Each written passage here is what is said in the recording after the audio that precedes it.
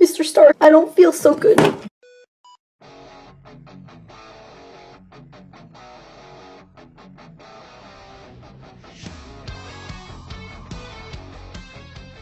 Anyhow, stupid jokes aside, I'm Renzo Mox, and today we're going to be taking a look at the Infinity War Iron Man Marvel Legends figure.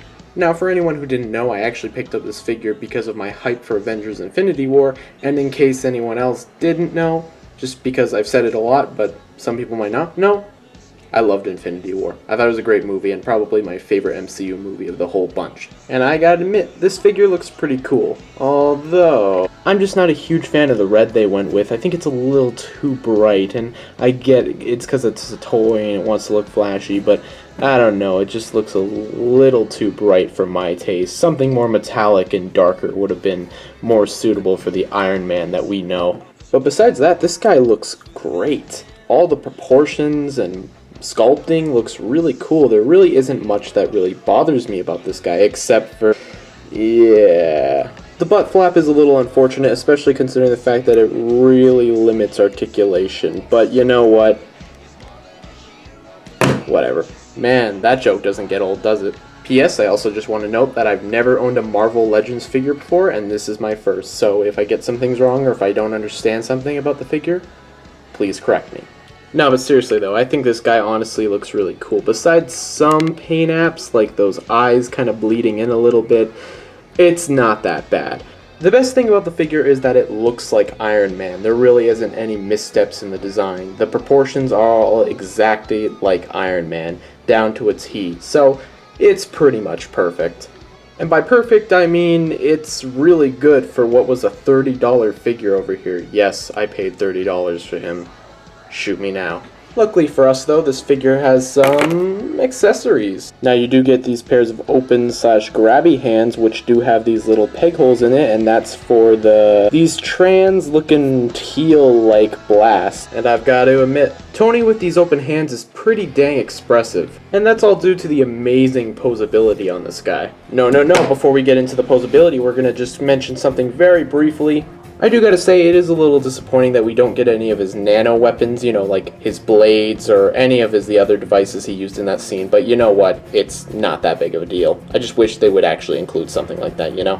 Oh yeah, I should also mention that he does have little peg holes in the bottom of his feet, so you can plug in the burst blast pieces too, but unfortunately since there are only two, you can't get that sort of quadruple effect, but it looks okay. And now, this guy is packed with posability. He's got this amazing joint on the head where he can actually do a full 60 turn. He can look down that bar, which is pretty freaking impressive, and all the way up.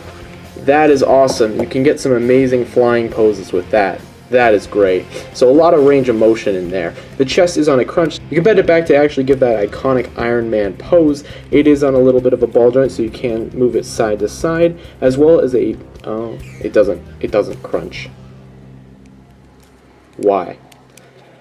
There's a little bit of a joint here that allows you to lift it up all the way. That's really cool. There's a swivel on that. There's a swivel up here that allows you to move that part. There's a double hinge joint which allows you to bring that arm so far in. He also does have a swivel at the wrist as well as a little bit of a joint there. Unfortunately, the other hands do not have this feature, so you can't get him to bend his wrist with the other hands. I believe the legs are on a free-range ball joint. Unfortunately, they don't move back very far, like I mentioned earlier, and they can only go up about that far, so that's a little disappointing. There's a swivel joint here, very tight swivel joint, so that's not going to be popping off anytime soon. Although when you do move it, it does break up the sculpt a little bit, so just be careful there. There's a double bend at the leg, which again is awesome for posing, as well as a hinge joint at the leg that allows you to move the foot that far, as well as a pivot. That's actually kind of gross, I won't lie. And this guy's posability is awesome. It's awesome, man. Honestly, this guy is awesome. For my first Marvel Legends figure, he definitely did not disappoint me. Now, I do have a little bit of criticism about him, but besides that, that's mostly just nitpicking. Now, as great as Tony is, I think the price is a little too much. Now, I know it's because I'm Canadian, but I had to pay $30 for him. That's just a little too much for me. I would have only really paid $25, but the reason why I bought him was mostly just for Infinity War hype. So you know what? Besides that, he's great. So besides the questionable Canadian price, I 100% recommend him. So go out and buy him. That is if you can find him.